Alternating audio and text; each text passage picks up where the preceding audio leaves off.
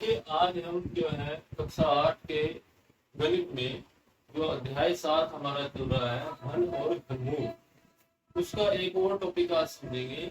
इसमें ये कहा गया है कि दी गई संख्या पूर्ण घन नहीं है। ये हम सीख चुके हैं पहले पार्ट में कि कैसे हम ज्ञात करते हैं कि कोई भी संख्या पूर्ण घन होती है या नहीं। आज हम ये सीखेंगे कि पूर्ण घन तो नहीं है, पहले से हमें पता है, लेकिन उसको पूर्ण घन बनाना कैसे। तो इसके दो मेथड हैं, दो विधियां हैं। पहली विधि है गुना करके, हम उसमें किसी संख्या की गुना करेंगे और उसको पूर्ण घन बनाएंगे, या दूसरी विधि है भाग करके। तो आज हम दोनों विधि सीखेंगे कि कैसे हम गुना करके या कैसे हम भाग करके उसको पूर्ण घन बनाएंगे। तो इसके लिए हम एक उदाहरण ले रहे हैं। जैसे हमने एग्जाम्पल ले लिया, एक संख्या है हमारे पास 100, तो हमें ये भी पता चल जाएगा ये पूर्ण घन है या नहीं, और हम इसको भी कंफर्म कर देंगे कि इसको पूर्ण घन बनाया कैसे जाए, दोनों विधियों से। तो तरीका वही होगा। सबसे पहले काम सभी बच्चे इस बात के लिए बिल्कुल सीख लें कि हमें इन सभी विधियों में अभाज्य गुणनखंड विधि का प्रयोग करना ही होगा।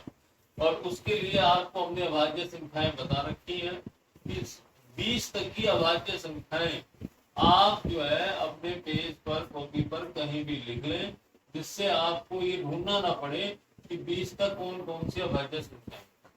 ज्यादातर इन्हीं के प्रयोग से प्रश्न हल हो जाते हैं। बहुत ही कम ऐसा होता है कि हमें 19 से ज्यादा कोई संख्या की जरूरत पड़े। ये याद रखें, 10 तक 4 संख्याएं हैं, 2, 3, 5, 7, और 10 से आगे भी 4 हैं, 11, 13, 17, 19। तो पहली 20 संख्याओं में 8 संख्याएं हमारी अभाज्य हैं, इन्हीं का प्रयोग करेंगे। तो सबसे पहले हम 100 के अभाज्य गुणनखंड स्टार्ट करेंगे करना। 0 है अंत में, 2 से कट जाएगा, और 2 से काटने का तरीका उसको आधा करते जाएंगे। 100 का आधा 50, इसी तरह 50 का आधा 25। अब 25 को हम 2 से भाग नहीं करते। 25 जो है वो 5 की टेबल में आता है, 3 की टेबल में नहीं आता। इसका मतलब ये 5 से कट, तो हमने इसको 5 से भाग किया और फिर 5 से भाग किया। इस तरह से हमारे पास ये अभाज्य गुणनखंड आ गए हैं। अब हम इनको लिखते हैं।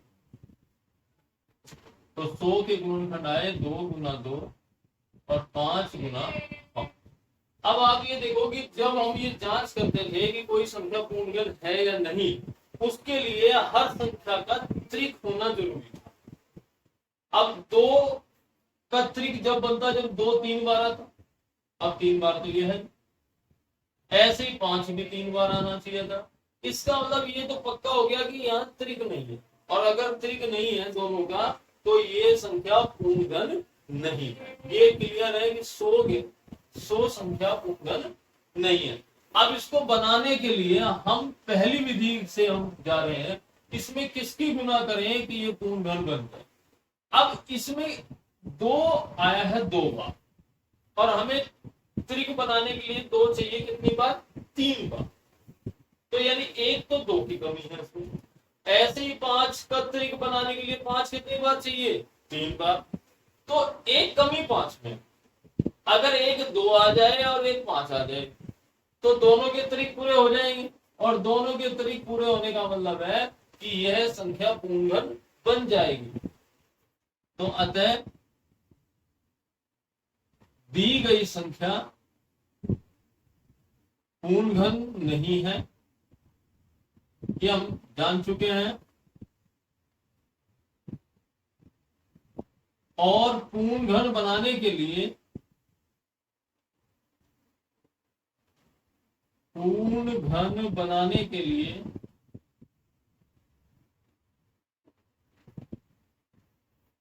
2, एक तो 2 की कमी थी, और एक किसकी कमी थी? 5 की। यानी 2 गुना 5 बराबर 10 से गुना करनी होगी।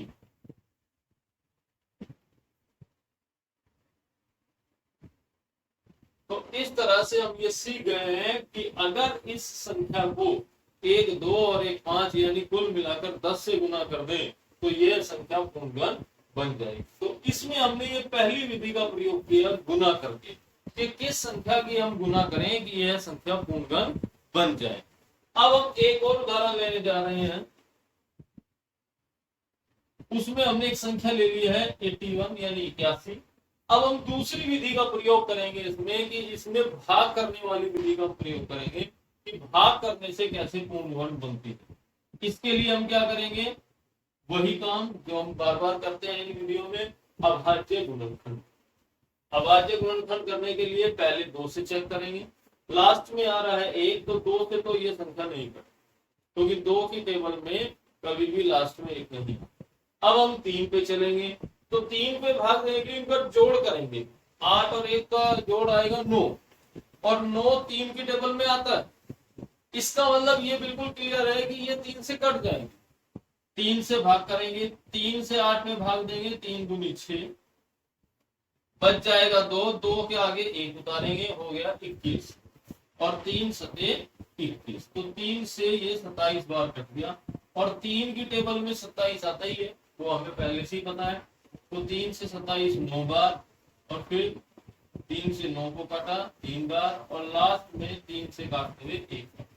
तो 81 के अभाज्य गुणनखंड हमने निकाल लिए हैं, 3 गुना 3 और 3 गुना 3। अब आप देखिए क्या कोई त्रिक तैयार हो रहा है आपका? हाँ जी बिल्कुल हो रहा। ये 3 का एक त्रिक बन गया है। अब एक संख्या और बच गई बराबर में 3 की, तो पहले तो ये पता लग गया कि ये पूर्णगण तो है, अगर त्रिक बन जाता इसका भी तो ये पूर्णगण हो जाती। अब ये कहता है कि किस संख्या से भाग कर, दूसरी विधि का हम प्रयोग करेंगे कि किससे भाग करें ये पूर्णगण बन जाए। तो अगर मैं इस 3 को ही हटा दूं यहां से ऐसे, तो ये तो त्रिक बन ही रहा बुरा, इसका मतलब त्रिक बन रहा, तो उस समय पूर्णगण संख्या हो जाएगी। तो बिल्कुल यही करना है हमें, जो संख्या त्रिक से बाहर है उसी से भाग कर। तो इसका मतलब है कि 81 को 3 से भाग करने पर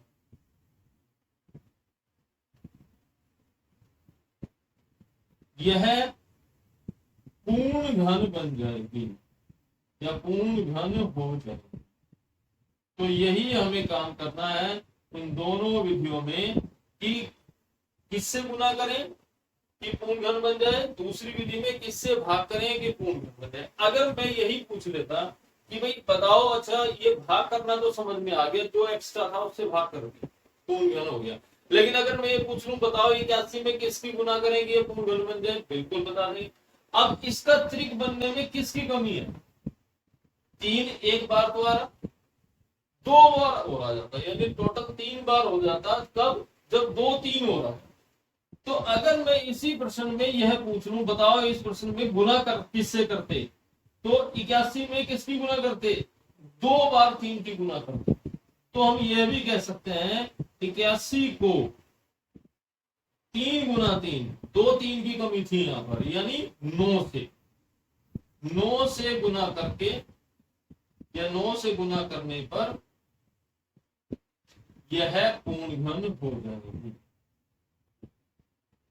तो हमने दूसरे वाले उदाहरण में दोनों विधियों का प्रयोग करना सिखा दिया कि भाई अगर हम गुना करेंगे तो ये वाला नियम अपनाएंगे, त्रिक को पूरा करेंगे, यदि हम भाग करेंगे तो पहले वाला नियम अपनाएंगे। तो इस तरह से हम ये जान सकते हैं कि भाई किस संख्या से, पहले विधि में हमने गुना का नियम समझाया था, दूसरे में भाग का समझाया, और दूसरे उदाहरण में गुना का भी समझा दिया। तो ऐसे ही अगर मैं ये पूछ लेता, आप यहाँ ध्यान देंगे, this is very important question, कि 100 में किससे गुना करना तो हमने सीख लिया था, गुना करें थे 10 से पूर्ण घन हो जाए। 100 में किससे भाग करें कि ये पूर्ण घन हो जाए। देखो अब ना तो 2 का जोड़ा बन रहा, ना ही 5 का जोड़ा, तो इसका मतलब जब इनका जोड़ा त्रिक नहीं बन रहा, त्रिक वाला जोड़ा ही नहीं बन रहा, तो इन दोनों को हटाना पड़ेगा। 2 गुना 2 4 को भी भाग कर दो, 5 गुना 5 5 को भी भाग कर दो, यानी 4 गुना 25, यदि 100 को 100 से भाग कर दो, पूरा हटा दो तो बचेगा क्या 1, तब ये पूर्ण घन बनेगी। तो पहले प्रश्न में अगर हमें ये पूछ लिया जाए किससे भाग करें, तो आपने ये बात नोट रखनी है कि 100 से ही भाग करना पड़ेगा, तब वो जाकर 1 बचेगा। तो इसका मतलब है 100 को 100 से भाग